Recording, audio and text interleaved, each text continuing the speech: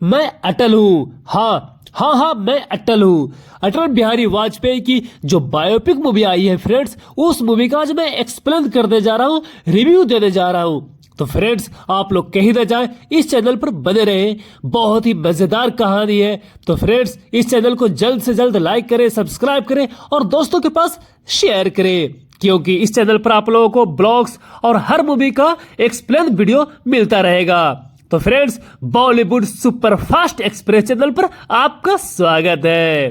तो हम बिना समय जाया करते हुए सबसे पहले कहानी की तरफ बढ़ते हैं। तो सबसे पहले इस मूवी में हमें अटल बिहारी वाजपेयी को दिखाया जाता है, जिसमें अटल बिहारी वाजपेयी के साथ 2 से 3 ऑफिसर होते हैं। पाकिस्तान ने फिर से वही दोगली चाल चल दी थी जो वो हमेशा चलती है, और अटल बिहारी वाजपेयी जैसे एक अच्छे इंसान पाकिस्तान के साथ हाथ मिलाना चाहते थे, लेकिन पाकिस्तान कहाँ मानने वाला। वही खेल जैसे पीठ पीछे दोगली चाल चलना, जैसे वो हर बार हर साल चलता रहा है। हिंदुस्तान के समय पाकिस्तान की तरफ से सेलिंग शुरू कर दी गई थी और अब तक काफी सिक्योरिटी पोस्ट पर कब्जा भी कर लिया गया था। तभी अटल जी कहते हैं, हम शांति चाहते हैं। ये तो दुनिया ने देख ली, लेकिन हम शांति के लिए क्या कर सकते हैं, दुनिया अब ये देखेगी। यदि हम चाहें तो पाकिस्तान के हर गांव, हर कस्बा, हर शहर, एक एक जमीन पर कब्जा कर ले, पर नहीं, हमारे संस्कार, हमारे मुल्क इस बात की अनुमति नहीं देते। इतनी छोटी सोच नहीं है हमारी। इन मुक्तखोरों को आजादी का महत्व समझाना पड़ेगा। फिर तभी एक ऑफिसर कहता है, सर, मुशर्रफ न्यूक्लियर अटैक करने की कोशिश करेगा। फिर तभी अटल जी कहते हैं, यदि ऐसा हुआ तो कल का सूर्योदय पड़ोसी मुल्क का सूर्यास्त होगा। उसके बाद फिर टेलीफोन की घंटी बजती है और ये फोन पाकिस्तान के प्रधानमंत्री का होता है। फिर तभी लाइन पर ही अटल जी गुस्से से तमतमा उठते हैं और कहते हैं, हर बाधा में हम आपको गले लगाकर पूरी दुनिया में अमन का संदेश दे रहे थे और आप हमारी ही पीठ पीछे छुरा घोंपने की तैयारी कर रहे थे। फिर पाकिस्तान के प्रधानमंत्री कहते हैं, देखिए वाजपेयी साहब, मेरा यकीन कीजिए, मैं मजबूर हूँ, ये जनरल मुशर्रफ किसी की नहीं सुन रहा। फिर तभी बात करते हुए अटल जी कहते हैं, वो सुने या ना सुने नवाज साहब, हमें इस बात का डर है कि कहीं उनकी वजह से आपको पाकिस्तान दिखना भी बंद ना हो जाए। हमें मिटाने की साजिश करने वालों से कह दो, चिंगारी का खेल बहुत बुरा होता है। औरों के घर आग लगाने का जो सपना, वो अपने ही घर में सदा खड़ा होता है। सलामती की प्रार्थना।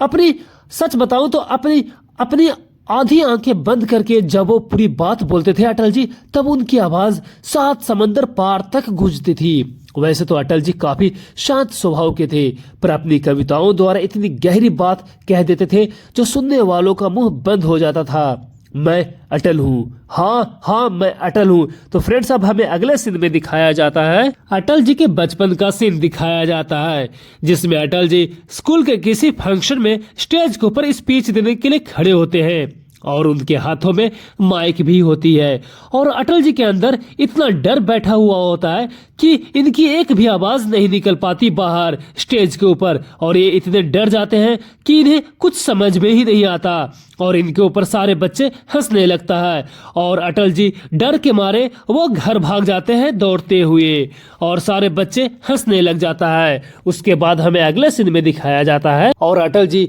दौड़ते हुए अपने घर पहुंचते हैं और इनकी माँ और सारे परिवारजन अटल जी को देखकर बहुत चिंतित हो जाते हैं और उसी वक्त उनके पिताजी कृष्ण बिहारी जी भी पहुंच जाते हैं, जो कि स्कूल में सब देख रहे होते हैं। और तभी अटल जी कहते हैं, कितनी मेहनत से एक एक शब्द याद किया था, बिना पढ़े, बिना रुके, आईने के सामने एक सांस में भाषण बोलने के कितने प्रयास किए थे मैंने, और लोग घूर घूर कर इतना देख रहे थे कि मंच पर जाते ही सब भूल गया मैं। तभी अटल जी के पिताजी कृष्ण बिहारी वाजपेयी जी अटल जी को समझाते हुए कहते हैं, देखो बेटा, मेरी बात तुम ध्यान से सुनो, तुमने पंक्तियां याद की थी इसलिए तो तुम भूल गए। मुद्दा, भाषण का मुद्दा समझोगे तो तुम्हारे मुंह से अपने आप पंक्तियां निकलेगी और लोगों के कानों तक पहुंचेगी भी, और आईने में नहीं, लोगों की आंखों में आंखें डालकर देखो। कोई तुम्हें घूरे तो तुम भी उसे और जोर से घूरो, नजरें मिलेगी तो लोग तुम पर भरोसा करेंगे और तुम्हारी बात भी मानेंगे। तभी अटल जी अपने पिताजी की बातों को सुनते ही कहते हैं, आज के बाद मैं भी भाषण कभी रटूंगा ही नहीं। आज के बाद मैं भाषण को बस समझूंगा और स्टेज पर जाते ही बोलूंगा। ये मेरा निर्णय है, अटल निर्णय है। उसके बाद हमें अगले सीन में दिखाया जाता है अटल जी स्टेज के ऊपर बिना डरे कविता कह रहे होते हैं और सारे बच्चे बुजुर्ग जो अटल जी के ऊपर हंस रहे होते हैं, अब यही बच्चे बुजुर्ग अटल जी के लिए तालियां बजा रहे होते हैं। अब हमें अगले सीन में देखने को मिलता है, हमें अटल जी के साथ साथ बटेश्वर जी को भी देखने को मिलता है, जिसमें बटेश्वर जी अटल जी की काफी प्रशंसा कर रहे होते हैं उनकी कविताओं के बारे में, और अटल जी को कह रहे होते हैं कि तुम्हारी कविता सिर्फ मुझे ही नहीं बल्कि आगरा की शाखाओं में भी होने लगा है। और तभी अटल जी को नागपुर आने के लिए इनवाइट करते हैं। उसके बाद हमें अगले सीन में दिखाया जाता है एक प्रतिनिधि सभा में गोलवालकर गुरुजी और साथ में दीनदयाल जी बैठे होते हैं और आगे मंच पर भाषण देने के लिए हेडगेवार जी आते हैं, जिसमें वो आज़ादी, अखंड हिंदू और संघ पर भाषण दे रहे होते हैं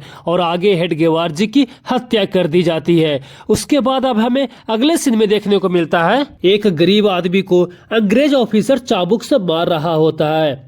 तभी बचाव के लिए अटल जी आते हैं और कहते हैं कि यह भारत की धरती है और जो कुछ भी यहाँ है वो सब भारत का है। तभी अंग्रेज कहता है अटल जी से, क्या मैं ब्रिटिश राज की ओर से आपका पूरा नेत्र परीक्षण प्रदान कर सकता हूँ? मैं बस देखना चाहता हूँ कि क्या आपका दृष्टि वो है जो बिना चश्मे के सड़कों पर चलने के लिए आवश्यक है। तभी एक ब्रिटिश झंडे की तरफ अटल जी को दिखाकर कहता है कि वहां पर आप कौन से देश के झंडे को देखते हो, क्या ये भारत का झंडा है? तब अटल जी कहते हैं नो।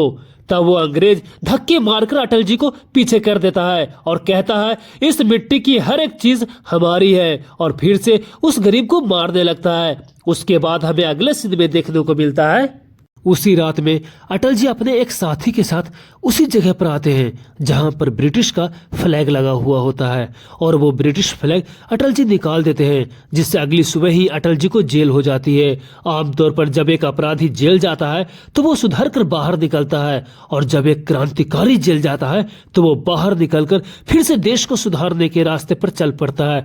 उसके बाद अब हमें अगले सीन में देखने को मिलता है अटल जी एक क्राउड के सामने भाषण दे रहे होते हैं पिछड़ी जातियों और ब्राह्मणों के ऊपर, और तभी वहां पर अटल जी की नजर एक लड़की पर पड़ती है और उन्हें इस लड़की से प्यार हो जाता है, और लड़की भी अटल जी की धांसू स्पीच सुनकर काफी प्रभावित होती है। और आगे अटल जी जब डायरी और पेपर लेकर जा रहे होते हैं तभी उसी लड़की से मुलाकात हो जाती है और वो लड़की अटल जी की भाषण की तारीफ करने लगती है, और उस लड़की का नाम राजकुमारी होता है। और अटल जी उस लड़की से अपने लिए एक वोट की डिमांड करते हैं और लड़की हाँ कहती है, और यहीं पर उन दोनों के बीच काफी गहरा वाला प्यार हो जाता है। अब हमें आगे देखने को मिलता है अटल बिहारी वाजपेयी जी दौड़ते हुए एक लड़की के पास आकर कहते हैं कि आपकी सहेली इस महाविद्यालय में नहीं आ रही है कुछ दिनों से, क्यों? तभी लड़की कहती है कि उनके दादाजी बहुत बीमार हैं, इसलिए पूरा परिवार दिल्ली चला गया हमेशा के लिए। उसके बाद अब हमें अगले सीन में देखने को मिलता है अटल जी जिस महाविद्यालय में कानून की पढ़ाई करने जाते हैं उसी महाविद्यालय में कृष्ण बिहारी वाजपेयी जी भी कानून की पढ़ाई करने आते हैं, जो कि अटल जी से पहले आए हुए होते हैं। और कृष्ण बिहारी वाजपेयी जी अटल बिहारी वाजपेयी जी के पिताजी होते हैं। कृष्ण बिहारी वाजपेयी जी बताते हैं कि जब मैं तुम्हारी उम्र का हुआ करता था बेटा, तब मेरे ऊपर घर गृहस्थी परिवार की काफ़ी रिस्पॉन्सिबिलिटी हुआ करती थी, जिसकी वजह से मेरी बहुत सारी इच्छाएं अधूरी रह गई है। और जिस तरह तुम यहाँ पढ़ने के लिए आए हो, ठीक उसी तरह मैं भी रिटायरमेंट के बाद वकालत की पढ़ाई करने आया हूँ। उसके बाद अटल जी की माँ जो लड्डू बनाकर अटल जी के लिए देती है, वो लड्डू दोनों बाप बेटे मिलकर खाते हैं, और अटल जी बटेश्वर से थे। उसके बाद अब हमें अगले सीन में देखने को मिलता है जब अटल जी अपने एक मित्र के साथ बैठकर चाय पी रहे होते हैं, तभी नागपुर से एक खत आता है गोलवालकर जी का, जो अटल जी को इनवाइट करते हैं। अब हमें आगे दिखाया जाता है कृष्ण बिहारी जी और अटल जी दोनों साथ में बातें कर रहे होते हैं, और तभी अटल जी अपने पिताजी कृष्ण बिहारी वाजपेयी जी से कहते हैं गोलवालकर जी ने पत्र लिखकर मुझे बुलवाया है, क्या करूं?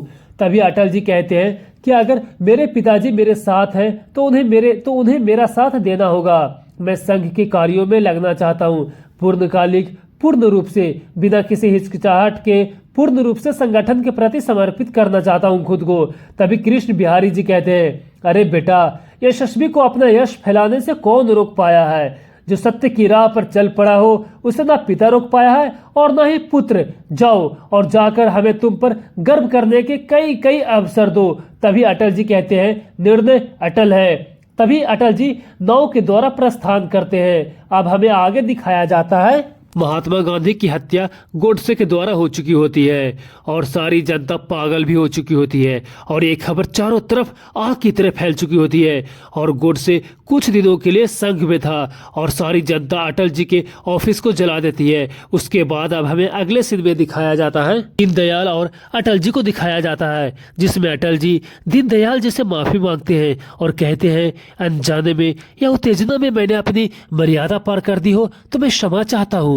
और अटल जी दीनदयाल जी को त्यागपत्र देना चाहते हैं।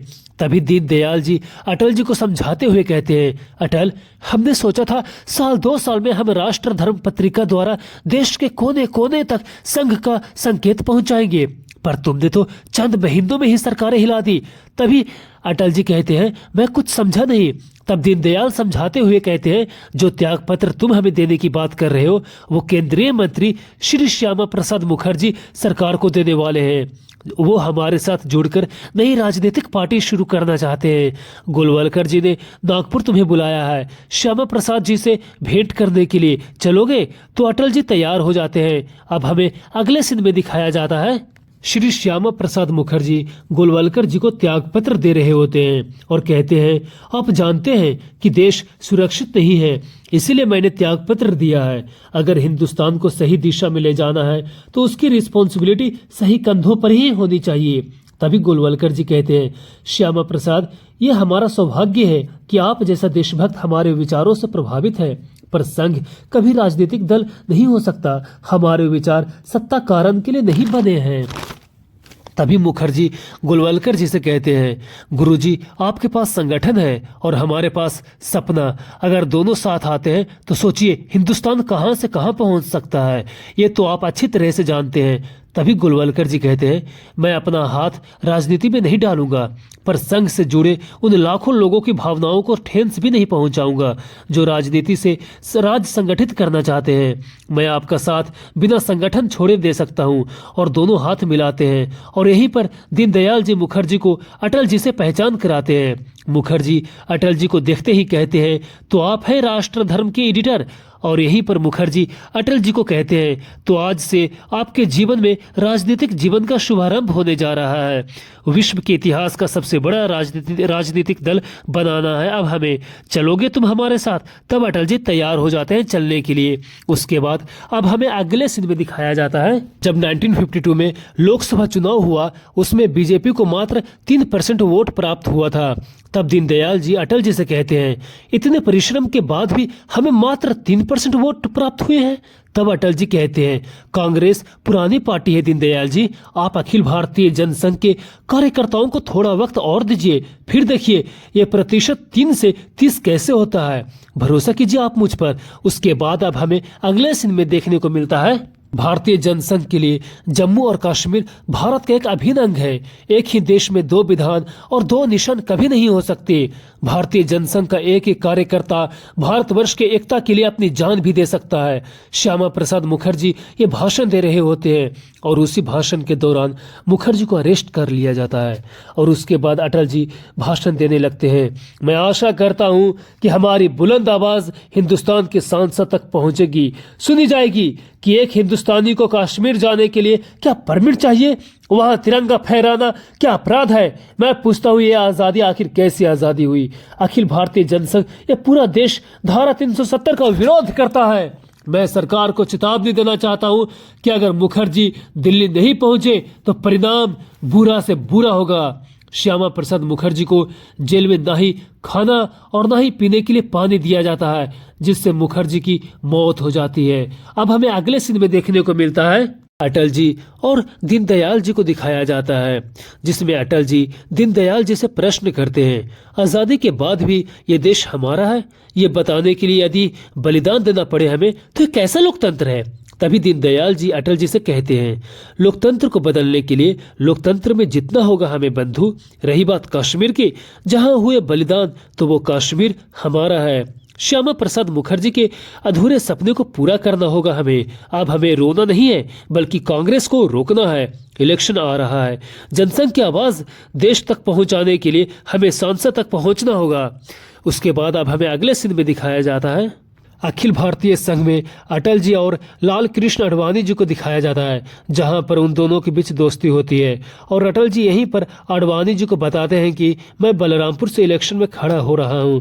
और आगे दिखाया जाता है, अटल जी बलरामपुर आते हैं और उनके हाथों में फिलोसफर सुकरात की एक बुक होती है और वो बलरामपुर से इलेक्शन में खड़े होते हैं और बलरामपुर में भारी भरकम शब्दों की भाषण भी देते हैं, जिससे बलरामपुर वाले उनका अहोभाव से स्वागत करते हैं। अब हमें आगे सीन में दिखाया जाता है, अटल जी को लोकसभा में दिखाया जाता है, जहां पर पंडित जवाहरलाल नेहरू उपस्थित होते हैं। 505 सदस्यों की लोकसभा, जिसमें से 403 कांग्रेस होते हैं और उनके साथ ही और 102 में प्रतिपक्ष होते हैं। और अटल जी अपनी भाषण में पंडित जवाहरलाल नेहरू जी को कहते हैं, मैं माननीय प्रधानमंत्री जी से आग्रह करूंगा कि वो सत्ता पक्ष और विपक्ष सबको साथ लेकर आगे बढ़े और इस देश को शक्तिशाली देश बनाए। अब हमें अगले सीन में देखने को मिलता है, चीन ने भारत और मैकमोहन रेखाओं की सीमाओं पर हमला कर दिया है। चीनी सेना भारतीय सेनाओं के लिए कठिन परिस्थिति खड़ी कर दी है। अब हमें अगले सीन में देखने को मिलता है, लोकसभा सदन में अटल जी स्पीच दे रहे होते हैं। वही तो मैं कह रहा था, चीन का स्वागत करने से पहले हमारी सीमाएं सुरक्षित क्यों नहीं थी? हमारे 3000 वीर पुत्र सैनिक शहीद हो गए। पूरा देश इस सरकार से अपना भरोसा हार गया और प्रधानमंत्री जी विदेश नीति से हार गए। अब हमें अगले सीन में देखने को मिलता है, भारत के प्रथम प्रधानमंत्री पंडित जवाहरलाल नेहरू की मृत्यु हो चुकी है दोपहर 1:44 पर। अब हमें अगले सीन में देखने को मिलता है, पंडित जवाहरलाल नेहरू के बाद लाल बहादुर शास्त्री को प्रधानमंत्री के रूप में चुना जाता है। और अब हमें आगे दिखाया जाता है, पाकिस्तानी सेना ने गुजरात और कश्मीर की सीमाओं पर हमला कर दिया है। अब हमें अगले सीन में देखने को मिलता है, भारत और पाकिस्तान के बीच युद्ध में भारत ने जीत फतेह की और उस युद्ध को भारत के द्वारा विराम दिया जाता है। और ये सब लाल बहादुर शास्त्री की सरकार में हो रहा था, जिससे भारत की जनता काफी परेशान थी और लाल बहादुर शास्त्री से त्यागपत्र की मांग की जा रही थी। और दोनों देश के बीच जो युद्ध हो रहा था, उस युद्ध को भविष्य तक समाप्त करने के लिए लाल बहादुर शास्त्री ताशकंद पहुंचते हैं और ताशकंद समझौते पर हस्ताक्षर करने के कुछ देर बाद ही लाल बहादुर शास्त्री की मृत्यु हो जाती है। उसके बाद अब हमें अगले सीन में दिखाया जाता है कि इंदिरा गांधी को प्रधानमंत्री के पद के लिए चुना जाता है। उसके बाद आगे हमें दिखाया जाता है, दीनदयाल की आकस्मिक मृत्यु हो जाती है, जो कि अखिल भारतीय जनसंघ के अध्यक्ष होते हैं। मुगल सराय स्टेशन पर दीनदयाल उपाध्याय जी का शव संदिग्ध अवस्था में पाया जाता है। सत्ता के विरोध में जिसने भी अपनी आवाज उठाई वो दबा दी गई, चाहे श्यामा प्रसाद मुखर्जी हो या दीनदयाल जी। जिस अवस्था में इनकी मृत्यु हुई है वो बहुत भयावह था। फिर अब हमें आगे दिखाया जाता है, अखिल भारतीय जनसंघ का अध्यक्ष अटल जी को बनाया जाता है। अब हमें अगले सीन में दिखाया जाता है, अटल जी शांत थे और जब अटल जी शांत होते हैं तो उनके दिमाग में तूफानी ख्याल चल रहे होते हैं। अब हमें आगे दिखाया जाता है कि अटल जी बैलगाड़ी में बैठकर लोकसभा सदन तक आते हैं, क्योंकि सरकार ये देख पाए कि हमारा देश इस समय किस गरीबी से जूझ रहा है। अब हमें अगले सीन में दिखाया जाता है, जब अटल जी लंच पर उस लड़की के घर पर आते हैं तो उसकी मां को देखकर हैरान हो जाते हैं और राजकुमारी यानी इंदिरा गांधी के कहने पर चौधरी चरण सिंह भारत के प्रधानमंत्री के पद ग्रहण करते हैं और अटल जी को भारत के सांसद पद पर बैठाया जाता है। और उसी सदन में अरुण जेटली, सुषमा स्वराज जैसे लोग उपस्थित होते हैं। अब हमें अगले सीन में देखने को मिलता है, देश में हुए छठे लोकसभा के चुनाव में जेपी नारायण जी के नेतृत्व में जनता पार्टी ने 345 सीटों पर विजय प्राप्त कर आम चुनाव में अपना बहुमत हासिल किया है। भारतीय राजनीति के इतिहास में जनता पार्टी के रूप में पहली बार गैर कांग्रेसी सरकार जनता की आवाज बनी है।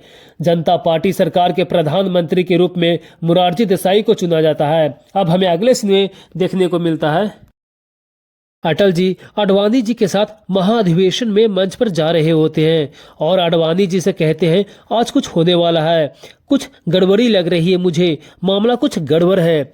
आडवाणी जी मंच पर स्पीच दे रहे होते हैं बीजेपी से रिलेटेड और यहीं पर अटल जी को प्राइम मिनिस्टर के लिए अनाउंस करते हैं आडवाणी जी, और अटल जी काफी शॉक्ड हो जाते हैं। अब हमें आगे देखने को मिलता है पोखरण टेस्ट भी सक्सेसफुल हो चुका होता है। अटल बिहारी वाजपेयी और एपीजे अब्दुल कलाम के हार्डवर्क से भारत अब न्यूक्लियर पावर बन चुका होता है। अब हमें आगे दिखाया जाता है अटल जी सभी इंजीनियर को बधाई देने पहुंचते हैं, जय जवान जय किसान और जय विज्ञान का नारा भी लगाते हैं। अब हमें अगले सीन में देखने को मिलता है पाकिस्तानी सैनिकों और स्थायी कश्मीरी आतंकवादियों ने कारगिल क्षेत्र में भारतीय सेना के पठारों पर अवैध कब्जा करने का प्रयास किया था। अब हमें अगले सीन में दिखाया जाता है अमेरिका के प्रेसिडेंट का एक मैसेज आता है और उनका कहना है कि इंडिया को पाकिस्तान से समझौते की बात कर लेनी चाहिए। तब अटल जी कहते हैं उन्हें सूचना दे दीजिए कि वो पाकिस्तान को सूचित कर दे कि भारत का प्राइम मिनिस्टर अब जंग जीतने के बाद ही बात करेगा। जय हिंद। अंततः भारतीय सेनाओं ने पाकिस्तानी सेनाओं को बुरी तरह से हरा दिया और कारगिल क्षेत्र पर नियंत्रण स्थापित कर लिया है। अटल जी भारतीय सैनिकों का उत्साह बढ़ाने के लिए खुद कारगिल पहुंचते हैं। तो फ्रेंड्स, ये मूवी का एक्सप्लेनेशन यहीं पे दी एंड होता है। तो फ्रेंड्स, इस चैनल को लाइक करें, सब्सक्राइब करें और शेयर करें, और हम मिलते हैं जल्द ही नेक्स्ट वीडियो में। और लास्ट तक देखने के लिए धन्यवाद।